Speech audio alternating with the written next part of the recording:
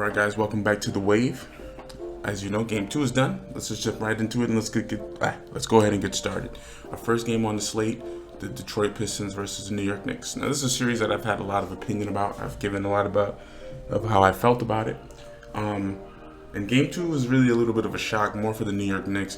In my honest opinion, I really don't think the Detroit Pistons really beat the New York Knicks that night. I don't believe they beat them. I think the New York Knicks lost that game. Jalen Brunson, 37, 19 from all the starters had double digits. You know, a little bit from McBride, Deuce. You know, we love Deuce over there, but the Knicks played really well, but they just couldn't capitalize on key moments during the game, in my opinion. And they had like 3 or 4 looks to tie or take the lead in the fourth quarter, and they just couldn't capitalize. A little bit too much fouls.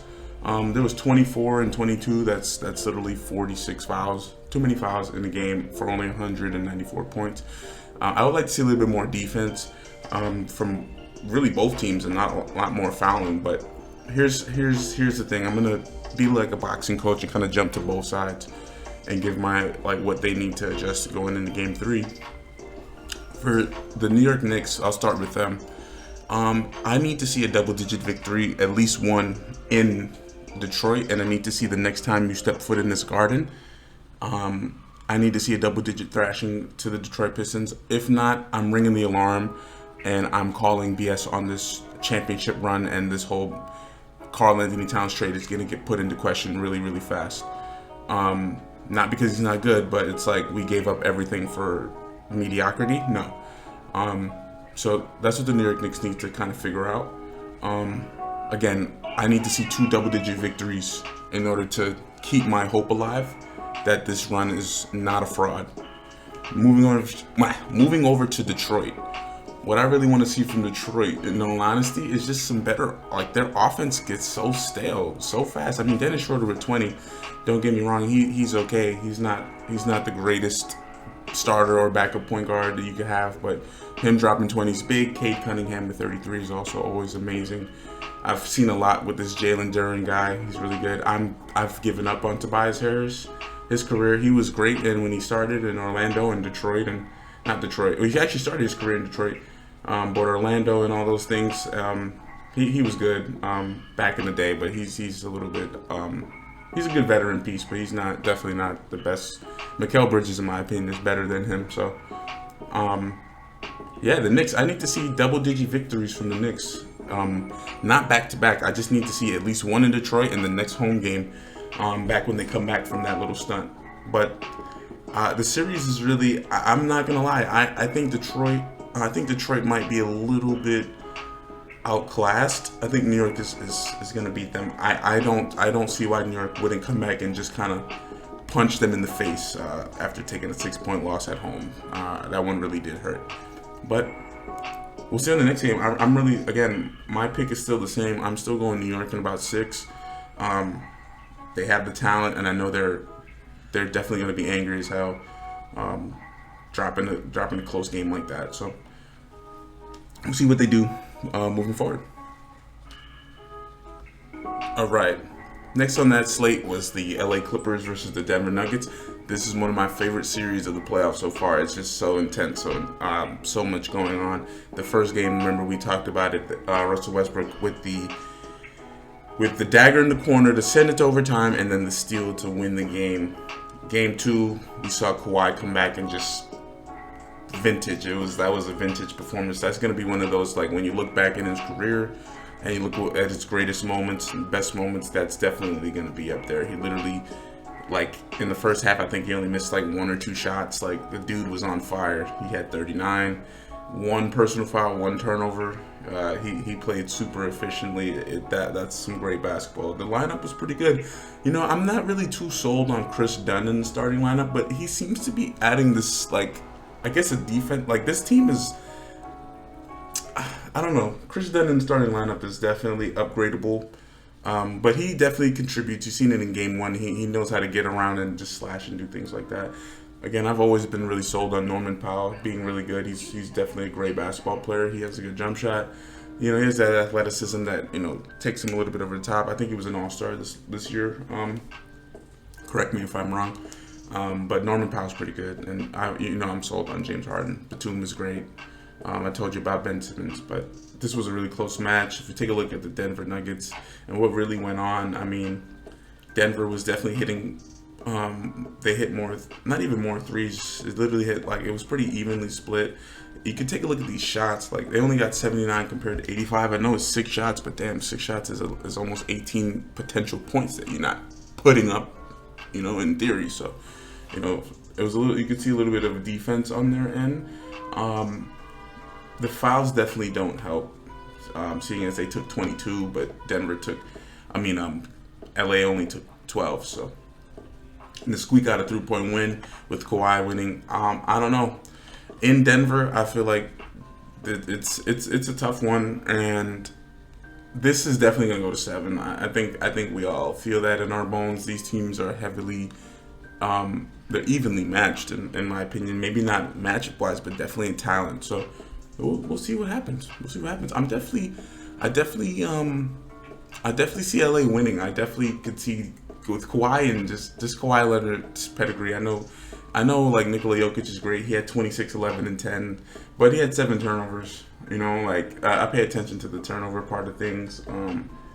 He's efficient, 50% from the field. That's not bad. So it's definitely this Denver team is not bad at all. It's just I think they're just not on the right circumstance. And I already explained that once you lose your head coach, I'm not sold on that season anymore. It might as well be over. So we'll go ahead and see what they do going into Game 3. But again, I still have Clippers in 7. Next on the slate was Milwaukee versus Indiana. Again, this is a series that I feel like is a little bit... this is one of the weaker 4-5 series in my opinion, only because, again, I've already explained, maybe not in real depth, but I really just never was sold on this team. Again, when they got Damian Lillard when they first got him, I was like, holy shit, Damian Lillard and Giannis, that sounds like a great combo. And they are a great combo. They're pretty good, but the rest of the roster is not. It's just not there. We got to give our credit where it's due. Fan favorite Bobby Portis, 28 off the bench, 11 for 19. You love to see that, but everybody. Kevin Porter Jr. 9, 4 from Gary Trent. The bench really didn't produce much. Again, Damian Lillard, he didn't play Game 1, but to give 14 in your first return, 4 for 13, inefficient shooting. Brick Lopez 8, but with 4 blocks. So it's like he's doing everything he can in limited minutes too. The lowest minutes for the starters. Kyle Kuzma coming back at 12 is good because remember I told you he had a donut and they literally traded you to get you off of Washington, and for you to give a donut, it's like, what are you doing? Like, come on. Anyway, Giannis, he dropped a number on his jersey. That's just how it goes. And Taurean Prince, I'm not sold on his game at all. 40% from 3 isn't bad at all. 50%, that's some good efficiency there from the team overall, but what I'm really seeing is Pascal Siakam again. I told you that X factor. He championship pedigree. He's efficient with the scoring. He gets to his spots. He's a bag. He has a bag. It's not the deepest bag compared to other guys, but he has a bag, and it's pretty good. And just the starters for Indiana, they just have a cohesive unit. Like everybody, at least 16 minimum from everybody in the starting lineup. That as a coach, you foam at the mouth at that kind of stuff. It's just amazing. Obi Toppin with 7 off the bench. I just think the starters are just locked in last night, and Milwaukee's weren't. And while Giannis came to play, like always, it's just the rest of the team is just not shaping out around him. And again, I just think Indiana's a well put together roster compared to the Bucks. So we'll see moving forward. I'm saying Indiana in 5 or 6. Because I'm just not sold on Milwaukee. And just to jump back to the Knicks really, really, really fast. Again, I'm going to reiterate what I said. I think the Knicks really wanted to match up with the Bucks instead of the Pistons because it's just Milwaukee's older. They're an older team. Look at all these guys on this team, like Damian Lillard, Brook Lopez, Kyle Kuzma, Giannis, Taurean Prince, Bobby Portis. All these guys have been in the NBA already. These guys are old. That Detroit team, those players, they're unproven. But that means that you don't know what to expect. So that's why it's like I'd rather go with the devil I know than the devil I don't. You know what I mean?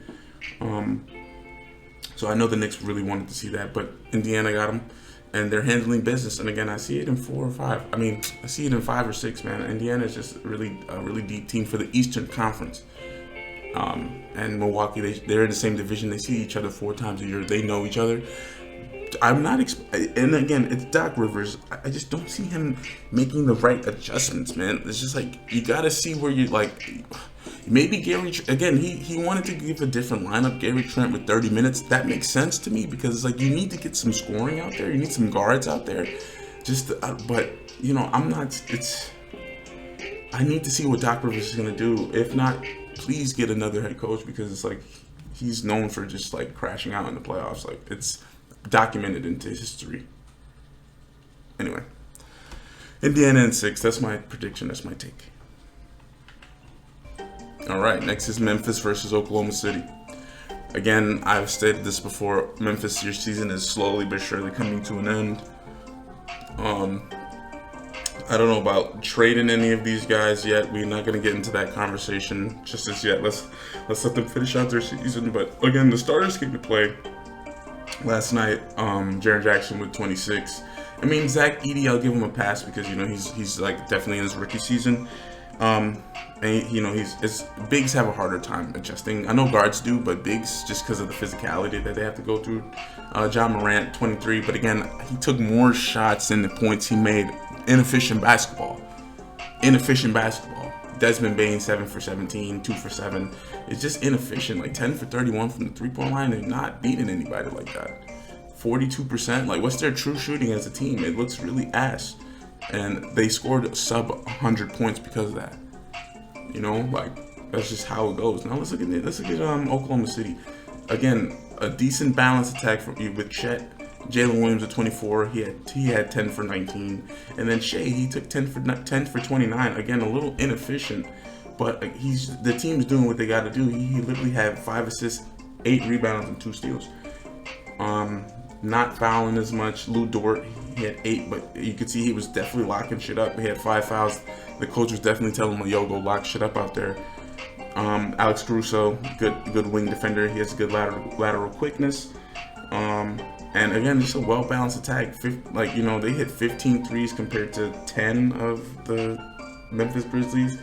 And while their field goal percentage is pretty low, I mean, these teams are just not making shots. Like, they took, again, remember I spoke about the shot attempts. 104 field goal attempts versus 91. Again, that's 13 points. That's 39 potential points you're not even putting up on the board. So, again, it's just the volume. They just, again, I told you Milwaukee too, but Memphis, their season's coming to an end. Any team that faced the Oklahoma City Thunder going in the first round was going to get their ass whipped, and that's what's happening. So yeah, I mean, again, Thunder in 5. I'll give Memphis a game because they're professionals and they're a pro team, but Memphis in 5. Get these guys out of here. They're done. All right, now we're back. And we're back with the Minnesota Timberwolves, Los Angeles Lakers. Complete turnaround from the Lakers versus Game 1. Minnesota was just having their way with them. Everybody on the Minnesota Timberwolves roster came to play. They were balling out. Naz Reid was cooking. This time he had 9, 3 of 8. Anthony Edwards, he's still going to give you 20 points. But again, that inefficiency, 10 for 22, I'm not a fan of 25 points like that. It's like you're forcing it. Mike Conley, 0 points. Like, we need to do a study on how many times what is he scoring every night? Like, he used to be a very reliable 3-point shooter. I don't know what the hell happened to him. Rudy Gobert got clamped up. He only had 6, and he only had 6 rebounds. This dude's 7'2" with 6 rebounds. Like, get out of here. Jaden McDaniels, 8. Julius Randle, he played really good. 9 for 17. That's not the worst I've seen. He had a couple threes. Yeah, this is just, that is a pitiful performance. Again, 5 for 25 threes, and Julius Randle hit 2 of them. Like that, that's not a winning formula. There's no, 22 fouls from the Timberwolves versus 24 from the Lakers. Another foul-heavy game. Lakers did not miss a single free throw, which is amazing. And I wouldn't even say, it's really just about the shots. The Lakers took less shots, but they made more shots. And if we take a look, we see LeBron, he had 21, an efficient 8 for 19, not the most efficient 21. He had a 3, 11 rebounds. That's really, the 7 assists really do come in there. Hashimura would allowed 11, 4 for 9. Luka Doncic, he's that guy, you know, shooting what? That's like 45%, 2 threes, 11 free throws. Like, you know, that's pretty good. 12, almost near triple double. Austin Reeves, he still gave me 16, 50% shooting from the field. Yeah, I just think I think the Lakers are top heavy enough to beat them. Not that they don't have any good guys on this roster. I mean, DiVincenzo, he only took 4 shots. This is gonna be an intense matchup, man. This is going to game 6 or 7, but I'm still taking the Lakers no matter what. Not no matter what. It's just I need to see something from the Timberwolves that I'm not seeing. Like, I seen it in game 1, but you know, I need to see it at least one more time for me to say, all right, these guys are really there. Defense, I guess, was really a factor too, because you know we have Lakers had 6 steals. Lakers had 4 steals, 6 blocks.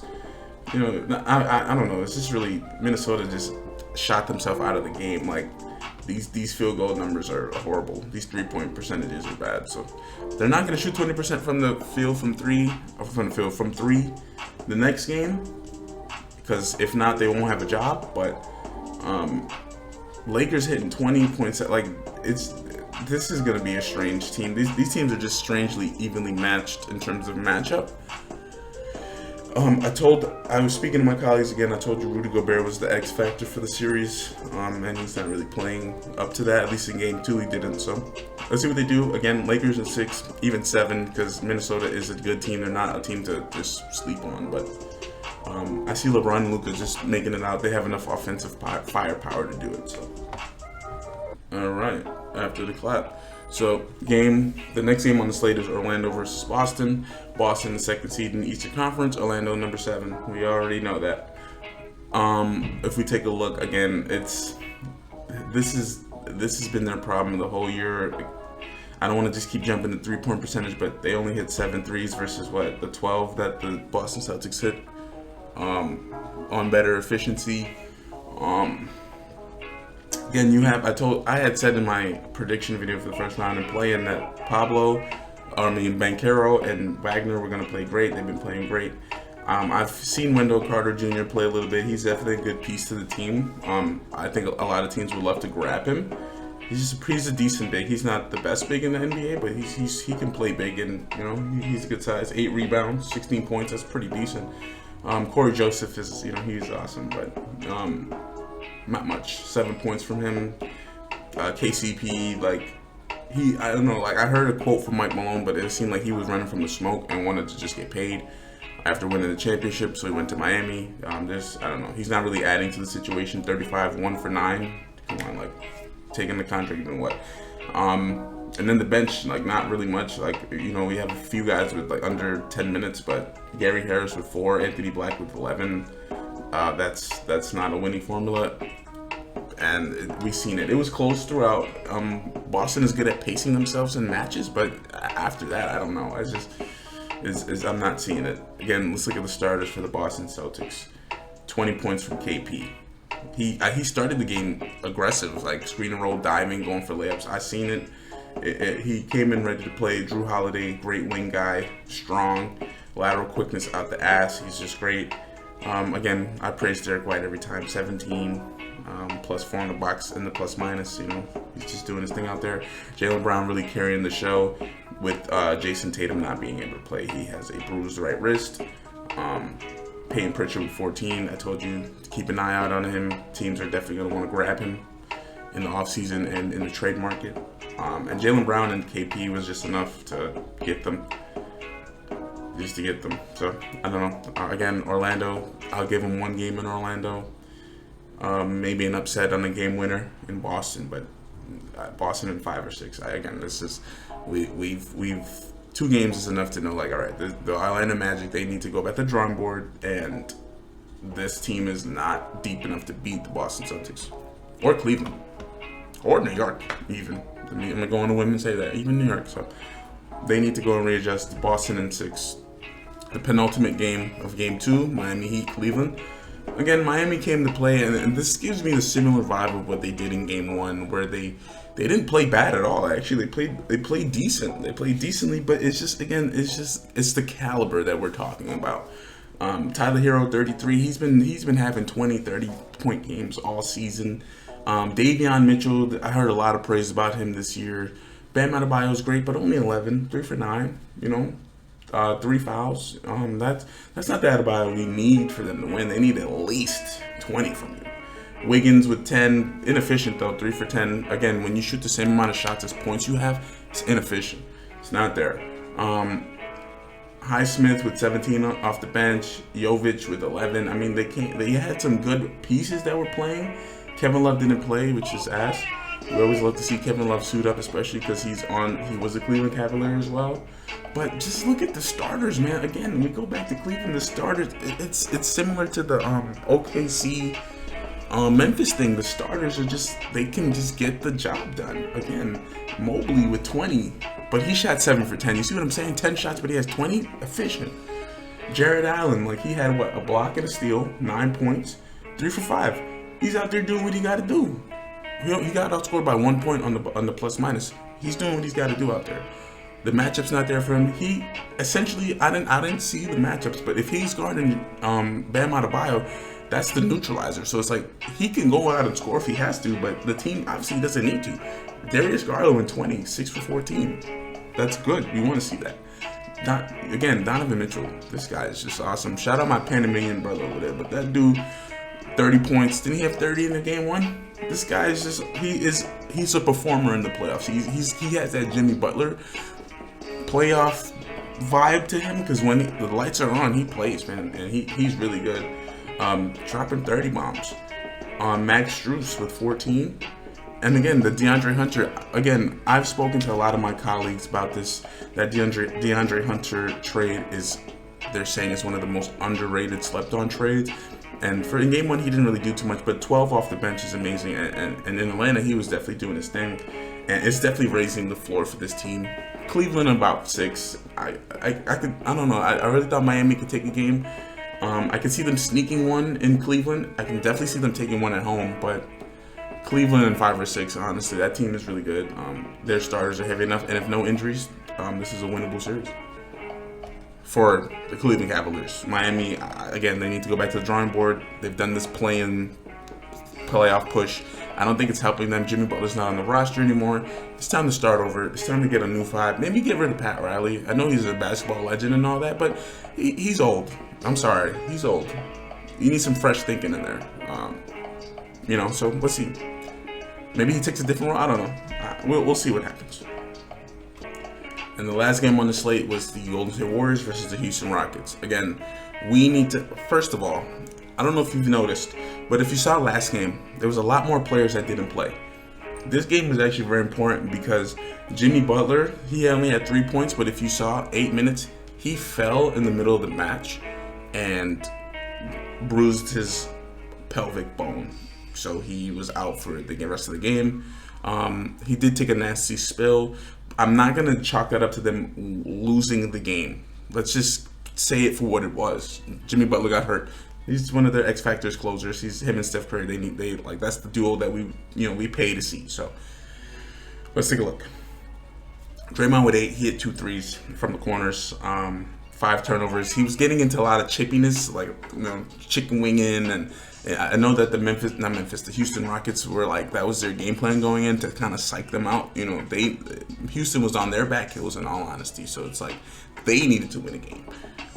And we've seen it. Steph, he had 20, but obviously it's not enough. Moses Moody, I was telling my brother at the end of game 1, Moody, keep your hands ready, because it was going to be a point where he had to hit the ball. Again, I told you he had allowed 7 at the end of the game.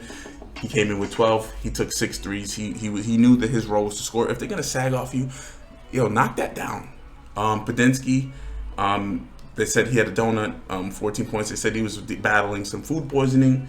And you've seen it. He was very at least a step behind, very sluggish, not really mentally there. So hopefully that passes. And I think they don't see each other until the 26th. It's literally at the bottom. They don't see each other until the 26th. So it gives us some time to recover. This is the real call. Jonathan Kuminga lining up. Okay, we got to talk about that. You can't do that. I'm sorry, that fucks up the whole team. And you want to know why? Because yes, Jimmy Butler got hurt, but plugging in Kuminga after all the reports of him, like, why is he not in the rotation? Why is he not playing? Is he hurt? Is he sick? And you just throw the dude in there when Jimmy Butler gets hurt. So when your main guy is hurt, hey, listen, I'm not saying that this is not how it goes. This is how the NBA is. If the main guys, it's next man up. If Jimmy Butler's not ready, Kuminga, you better be. Now, let's take it on a psyche level. If I'm Jonathan Kuminga and I'm thinking like, yo, like, this Jimmy Butler guy came, he took my minutes. I know I'm young. They keep talking about trading me every time I open my phone. They keep talking about like, yo, like, when am I gonna play? Like, Steve Kerr's not playing me. I'm reading articles. Every time I go on MSN, I see an article about Kuminga not playing. So it kind of psychs him out, and he definitely looked rusty, 4 for 12, 11 points. Like, he looked like he hadn't played in a while. And to just throw him into the fire like that is just like, I mean, with a lot of pressure, diamonds are made, but I really don't want this kid to crack because he has potential, especially around Jimmy Butler. So I just want to see, I mean, Podensky, his floor came up when Butler came, but Kuminga's ceiling kind of shrank. I mean, they played the same style, and it's like, this kind of what they do to those wings, like Harrison Barnes, or I wouldn't even say Kevin Durant because he doesn't really even count, but like Damari Carroll and Harrison Barnes and Andrew Wiggins, those like 6'8", lanky, wing defenders. Like, they get rid of them, trade them for nothing, for peanuts and stuff like that. So Kevon Looney's always good to see. Buddy Hield, he played decently. Pat Spencer, he was giving us some life off the bench, but it just wasn't enough. 41% from the field goal, a little bit under 40%, but it just wasn't enough. Too many turnovers. And then we got to give our credit and flowers to the Houston Rockets, in all honesty. Jalen Green, I told you, he was never going to just leave it at, 7 points, however the fuck many he had last night, or the game one. He came to play. Fred VanVleet, I'm still surprised with the 7 points, 2 for 8, but Dylan Brooks kind of made up for it with his 6 for 12.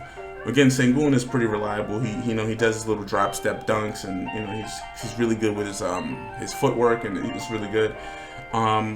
This Terry Eason guy, this guy, he shocked me. I hadn't heard of him. I'll be honest, I'll be the first to admit it. And he just came off the bench, and it was a spark plug. He had 6 for 9 in 24 minutes, 14 points. Like, coaches love to see that. When you have more points than shots taken, they love to see that. And it was a pretty well fought game. Golden State tried to keep it close, but when Jimmy Butler kind of went out and Houston came out firing, and then when they never really made it close, like it was 20, and then maybe Golden State caught it to like 7, but Houston was just in the lead the whole way through. My pick is still Warriors in 6. I think the Warriors did the job they needed to do. They needed to go and win a game in Houston, and they took game 1. And then we'll see what they do for game 2. We'll see what they do for game 2. I mean game 3 in Golden State. I definitely believe Golden State will could take game 3 and hopefully game 4. But Golden State in 6. That's still my pick. I really like what I saw out of Houston in terms of their production last night. But I really think that their rosters are it's a little too scoring heavy. Too many people that can put the ball in the basket, and not enough defense and just role playing and stuff like that. So we'll see what they do in the offseason. But I'm not sleeping on Houston. I definitely think that they can be a problem, but I believe in the Warriors. Just got to go on record saying that. And with that, I think that's really the end. I want to thank you guys for joining the wave, and I'll see you guys on the next one. We'll see you when game 3s are over. Peace out, ciao. I'll see you later.